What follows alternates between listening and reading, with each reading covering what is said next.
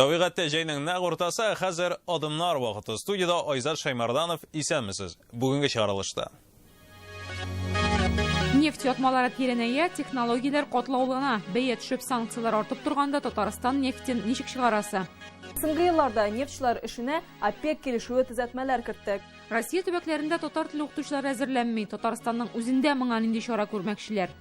Сезнең кулда киләчәкнең күгелеше. Уртак малны эт җыймасмы, әллә татар тотып карамыйча шаммыймы?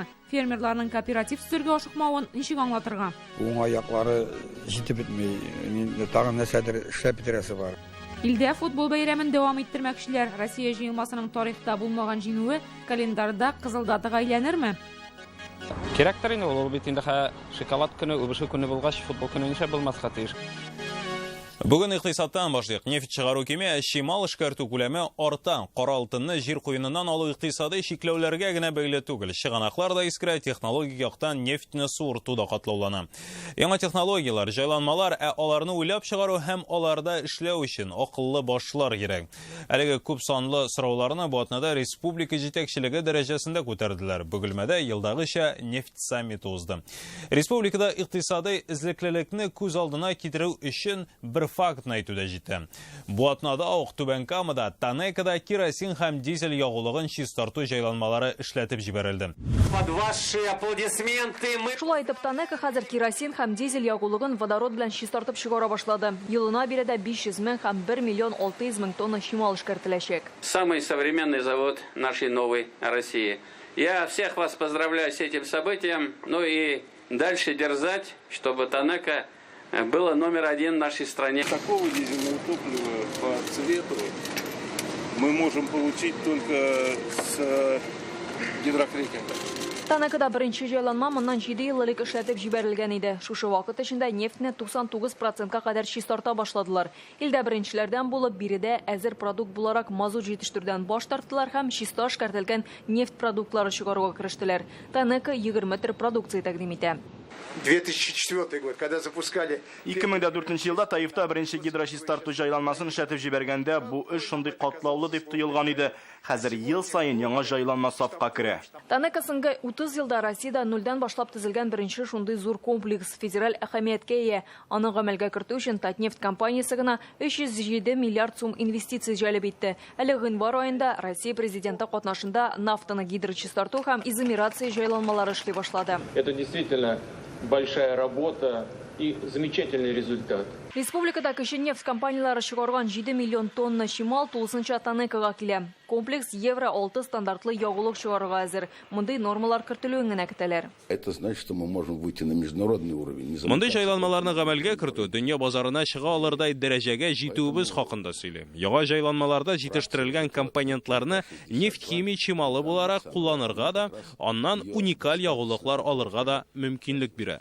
2018 ел Татарстанның нефть тармагы өчен юбилей елыда. Кара алтын чыгара башлауга 75 ел тула. Шушы 7 дистә ел эчендә республикада 3 миллиард тонна чимал чыгарылган. Әмма соңгы елларда нефтчеләр эшенә ОПЕК килешүе төзәтмәләр кертте. Компаниялар нефть чыгаруны чикләде. Тулаем республикада ярты елда 18 миллион тонна кара алтын чыгарылган. Вместе с тем, рыночная позиция компании определяет не только и не сколько объема добычи, запасы и мощности, а прежде всего люди и возможность для развития и самореализации. Нефть чыгару күләме иске чыганакларда эшнең катлаулануы белән дә бәйле, чөнки бүген Россиядагы запасларның 70% авыр табыла торган. Анда участокларда пилотсыз аппаратлар, цифрлы игезәкләр, ясалма интеллектсыз эшләп булмый. Нефтяникларга да, безгә добытчикларга бик авыр. Беренчедән экономия ресурслар экономиясен, трудовые ресурслар. Әлеге технологияларны уйлап табучы галимнәр һәм җайланмаларны эшләтүче кешеләр дә кирәк. Тармакта кадрлар кытлыгы сизелә. Цифровой технология дибез калган передовой технология, алдынгы технологиялар үткәндә бер вакытта да Татнефтьтә кеше турында, аның яшәү турында, яшәү рәвеше турында, аның яшәүнең урыны, биеклеге турында кайгырта торган безнең җитәкчеләребез бар. Нефть компаниялары вузлар белән берлектә махсус программалар эшли. Бу мәсьәлә президентның шәхси контролендә. Әйтик, Рөстәм Минханов теләктәшлеге белән КФУ базасында югары ябышкаклы нефть һәм табигый битумнар кафедрасы булдырылды. Әлбәттә, югары нефть мәктәбе ачу уе бар. Президент ресурс үзәкләрдә башлангыч белем бирүне камилләштерү бурычында куя. Главное — это наши вузы. Наши вузы должны превратиться в центры, исследовательские центры. Вот на примере нашего федерального университета мы видим, технического, нашего технологического университета. Татарстандагы барлык салым һәм түләүләрнең 40% Татнефтька туры килә. Икътисадта нефть сәнәгатенең ни дәрәҗәдә мөһим урын алуын аңлау өчен бер сан да җитә. Яшьләр алдында 75 ел дәвамында тупланган тәҗрибә һәм традицияләрне саклап үстерү бурычы тора. Ләйсан Сабирова, Филүзә Хәмидуллина, Илшат Аюпов, Рамил Закиев, Ирек Хабибуллин, Яңа Гасыр каналы.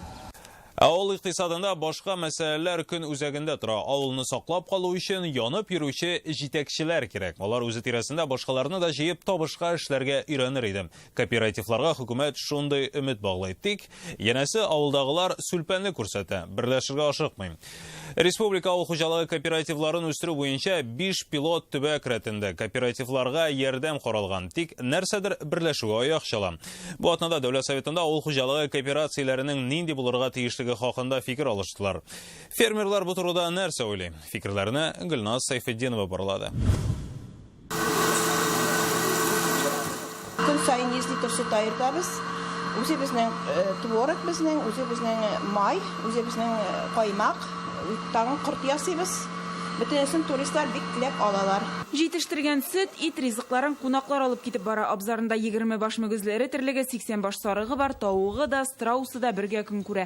Шушы мал-туар туристларны да җәлеп итә. Габделәхмәт Куддусовның фермерлык хуҗалыгы бу. Соңгы елларда авыл туризмы белән шөгыльләнә, аңарчы кооператив оештырып карый. 3 районнан, Сабат, Ләши, Әтнә районнарыннан, шәхси хуҗалыклардан сөт җыйдым шушы кооператив белән инде 1 ел аякны җыйдым. Уңай якларын тапмадым. Кооперативның авыл хуҗалыгы җитештерүчесе оешма булып саналмыйдыр. Банкларда акча наличие иткәндә безгә бит өләшергә кирәк шәхси хуҗалыкларга. Безгә наличие акчаны дагын күләме әз генә биреләдер фермер хуҗалыгына караганда. Янәшәдә хәзердә фермерлар күп, әмма берләшү теләкләре юк. Эшләп карадык, менә уңай яклары җитеп бетмәй, тагын нәрсәдер эшләп битерәсе бар. Шуп аңа кеше тартылсын өчен, менә кешеләп кертергә түгел, давай сез әйдәгез кооператив оештырыгыз дип. Я әгәр дә ул файдалы булса, фермерлар аңа уже ун куллап ябышырлар иде. Хәзер калды буларга чыгарга тагын 6 көн. Мансинда Рамаевская фермер хуҗалыгы инкубаторларда 80 мең йомырка ел әйләнәсе үрдәк чыгаралар. Бу эшкә башка фермерларны да җәлеп итәләр. Алар үрдәк бәбкәләрен алып китеп 42 көн карап, тәрбияләп, кире тапшыра. Шулай 42 көн эчендә 1 миллион сум акча эшли.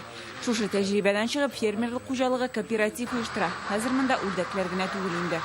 Анда керә безнең бөтен менә бу фермерлар гына түгел, бүтән хозяйстволарда кемнәр кролик үстерә, кемнәр сарык үстерә, анда атлар кемнәр үстерә, алар шул кооперативка керәләр. Безнең үзебезнең цех бар, кооперативка кергәч, аларның үзләренә ни цехлар ачыра кирәкми. Кооператив булып берләшүләренә ярты ел гына оешуның җиңел булмавын таныйлар. Нинди аларга доход бирә ул, прибыль бирә, нинди отрицательный яклары бармы, юкмы, алар бөтенсендә сораша. Шуннан гына уже әлдә күбесе ышанмый, анарга әйтәләр, ул сезнең килеп чыгамы, юкмы, без сезгә продукцияны бирербез.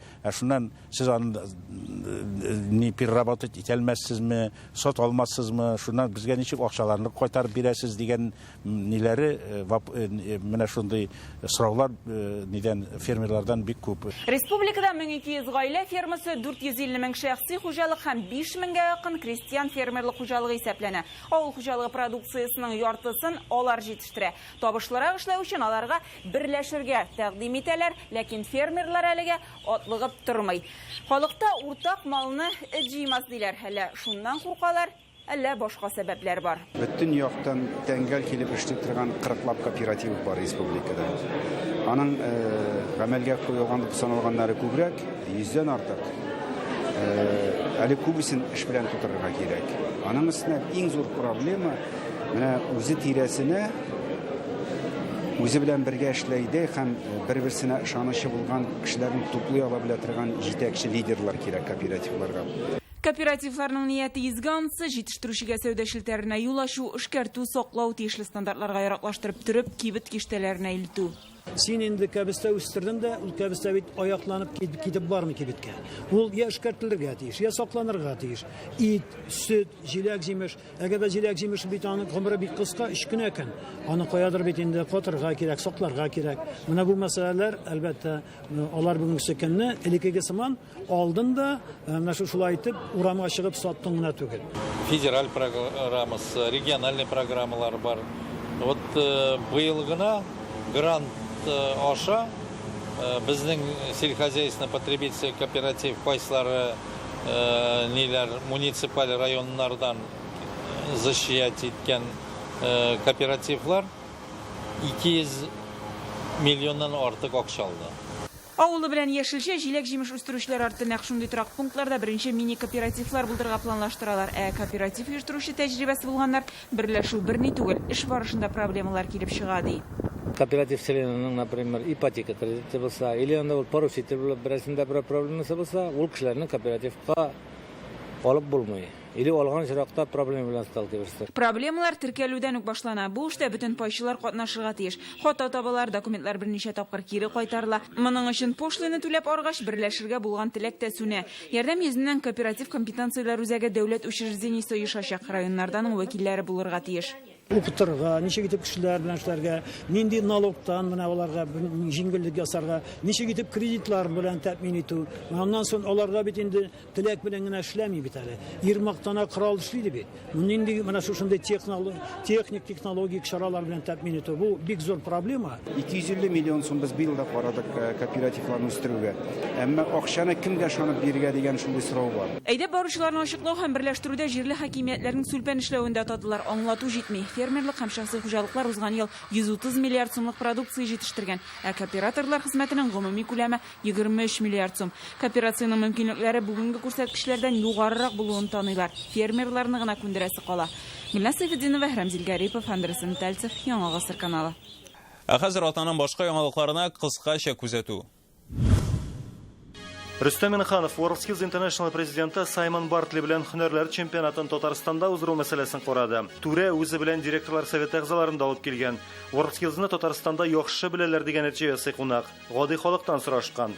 Бартли шулай ук Лаеш районында төзелә торган Казан Экспо үзәге төзелешен дә карап чыга. Рөстәм Миннеханов FIFA матчларын уздыру тәҗрибәсе WorldSkills вакытында да алыштыргысыз дип бәяләде. Алексей Песошин Казанда өлешләп түләү акчаларына төзелә торган проблемалы йортлар торышы белән танышты. Бу Амирхан урамындагы 68-нче кварталдагы, Губкин урамындагы МЧС һәм Павлюхин урамындагы Симфония торак комплекслары. Җаваплы җитәкчеләр премьерга сатып алучылар белән дә, төзүче оешмалар белән дә аңлашу барлыгын җиткерделәр. Илсур Метшин Джанни Инфантино белән Казан башкарма комитетында киңәшмә уздырды. Ул дөнья чемпионаты матчларын яхшы итеп оештырган өчен рәхмәтен белдерә. Мәдәни мирасны саклауда һәм төрле диннәрнең бергә яшәүләрендә Татарстан башкаласы Россия өчен генә түгел, җир шарында үрнәк дип искәртте Татарстан. Уку елы тамамланганга ай ярым вакыт уза, татар телен укыту турында сөйләшүләр тынмый. Бу атнада Татарстанга бөтен Россиядән татар теле укытучылары җыелды. Әлеге курылтай инде 7нче тапкыр үткәрелә. Быелгы саның бөтенләй башка шартларда узды. Милли телләрне укытуга чикләү кертелгәннән соң вазгыять Татарстанда гына кискенләшмәгән, Россия төбәкләрендә дә татар теле дәресләре саны сизелерлек кимегән. Мондый шартларда ни эшләргә, ата-аналар белән тыгызрак эшләргә һәм укытуның заманча методикасын кулланырга гына кала ди белгечләр. Икенче проблема – укытучылар әзерләү кими. Проблемалар һәм алардан чыгу юлын укытучылар ничек күрә? Киләсе материалда. Бер русчасы булса, без русча сөйләшә башлыйбыз. Быелгы курылтайда катгый рәвештә татарча гына сөйләшергә чакырдылар. Русча чыгыш ясаучыларны министр Рафис Борханов шундук туктатып кисәтү ясады. Ничек инде ана теле җыенында русча сөйләшергә мөмкин? Нәтиҗәдә русча бары 2 кеше генә сөйләде. Бөтен Россия татар теле укытучылары курылтае инде 7нче ел рәттән оештырыла, әмма быелгы аеруча үзгә, ул бөтенләй яңа шартларда уза. Узган ел милли телләрне укытуны чикләгәннән соң Татарстанда гына вазгыять кискенләшмәгән. Бар төбәкләрдә дә проблемалар. Беренче чиратта татар теле дәресләре саны кими бара. Менә бу Мордовиянең татар пештәсе авылы укытучысы Шәриф Камал туган авылда бүген татар теле нибары 3 сәгать кенә укытыла. Элек 5нче класста 5 сәгать иде. Хәзер киметтеләр. Менә 3 сәгать калдырдылар һәрбер класста.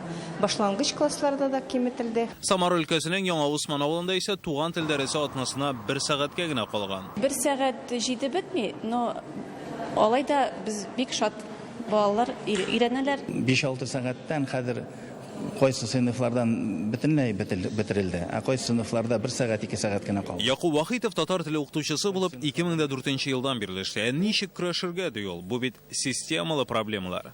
ЕГЭ системасы директорга да кулларын бәйли, ЕГЭга дополнительный сәгатьләр кирәк әзерләргә балаларны, ЕГЭ белән бер мәктәптә көрәшә алмый. Шушындый шартларда ничек эш итәргә соң курултайда беренче итеп ата-аналар белән эшләргә чакырдылар. Кыргызстан этник татар телен сайларга үзебез теләмәбез. Кайбер мәктәпләрдә. Сезнең кулда киләчәкнең күбелеше. Ата-аналарны татар телен укуга өндәү өчен дәресләр дә кызыклы булырга тиеш. Юкка түгел, Курултайның Күкмарада узган өлешендә иң тәҗрибәле укытучылар мастер-класслар күрсәтте. Сәгатьләр саны кимеде дип төшенкелеккә бирелеп утырырга кирәк түгел. Венера Садыйкова Башкортстанның Уфа шәһәрендәге Гап-Гади мәктәптәге татар теле укытучысы, аның дәресләре аралашуга корылган. Без дәресләрдә әкиятләр тыңлыйбыз. Һәм әкиятләрне соңыннан рольләргә бүлеп үзебез дә сөйләп карыйбыз.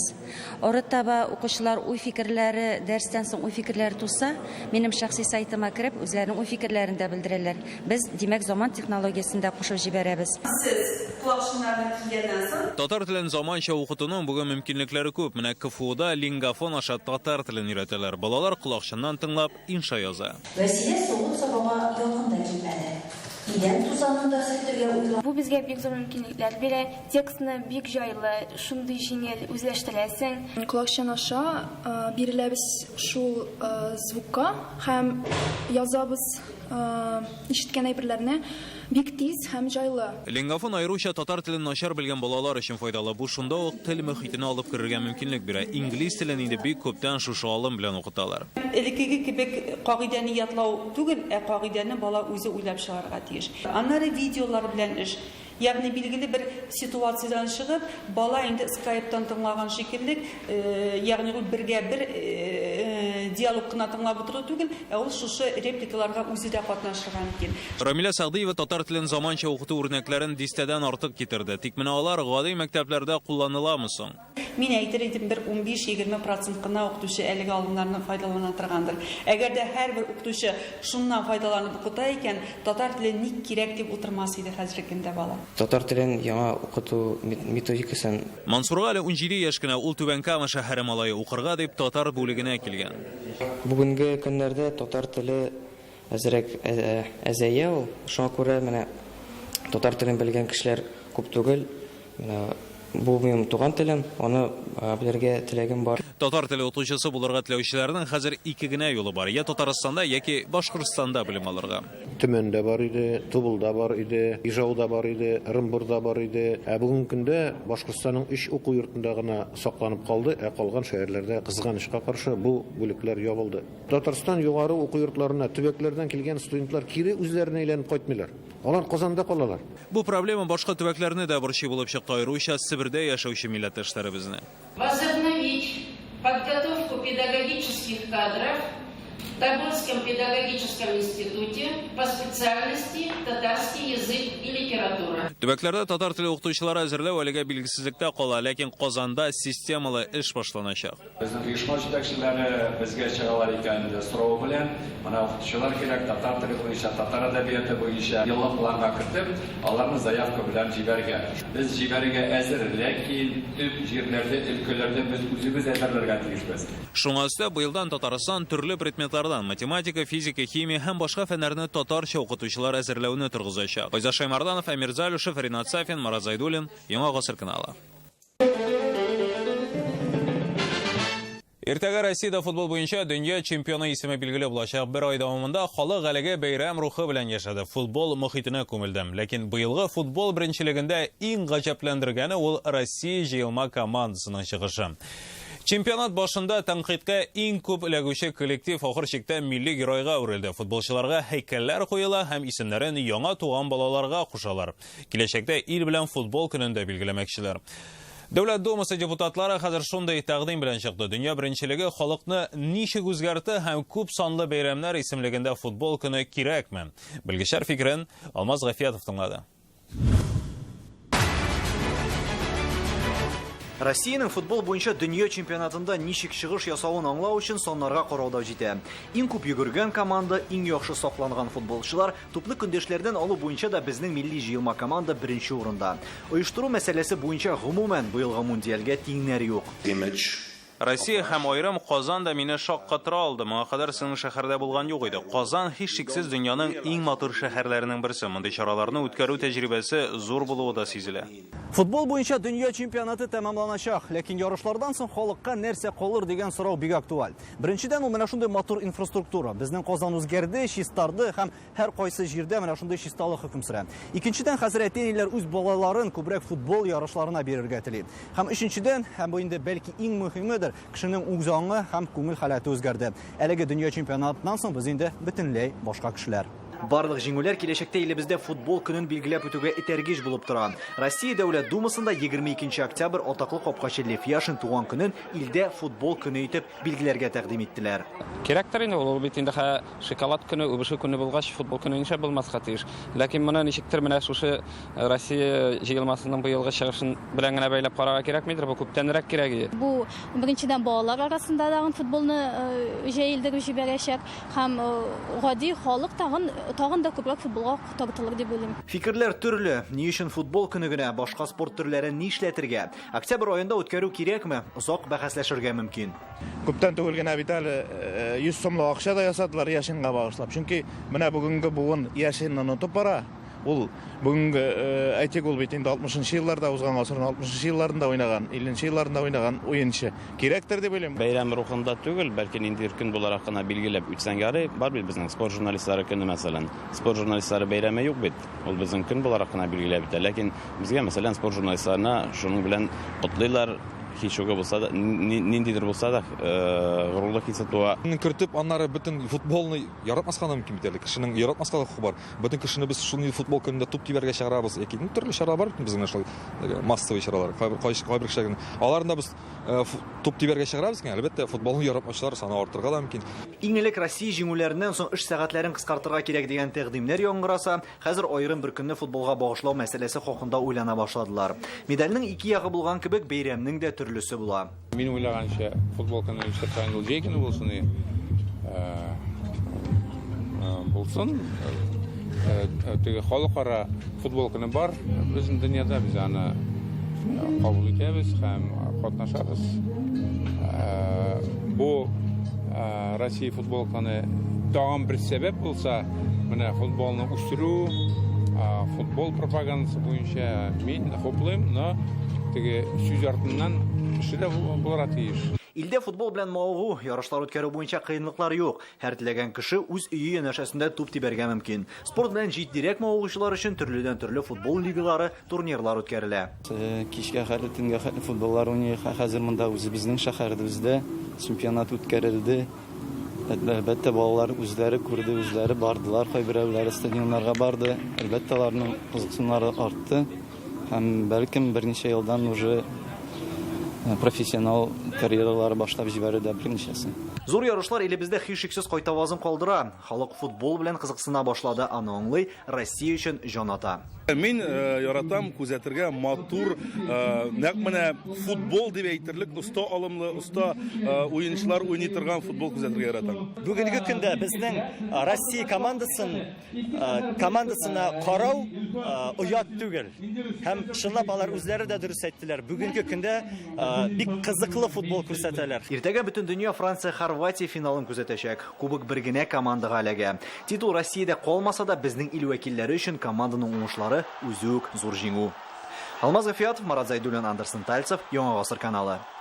Чемпионат яңалыклары моның белән генә бетми әле, алар атна кадакларында да бар. Исәнмесез. Гадәттә ил башы ялга китсә, аның кайда йөргәнен фаш итмиләр. Президент кыска вакытлы ялда дигән коры хәбәр белән генә кытыла протокол хезмәте. Ә менә Төркмәнстан башлыгының ничек ял итүен бөтен дөньяга тараттылар. Гурбангулы Бердимөхәммәтов оныгы белән рэп башкара. Сүзләрен үзе язган. Deryatı coşkunlu, bağları osman, belent başı dağ değil, yürük asman, gülleyen, güleşen, yedi diyarım, aydın sağlar yurdu, can Türkmenistan, Türkmenistan, Türkmenistan. Ни кызык, шушы яла алдыннан гына Түркмәнстан илбашы Татарстанда булып китте. Әллә республикабыз һавасы иҗатка этәрде микән мөселман кардәшебезне? Ни дисәң, әлеге жанр Рөстәм Миңнехановка да ят түгел бит. Түркмәнстан башлыгының икенче килүендә ике президент арасында рэп батл үткәрергә дә була. Йо.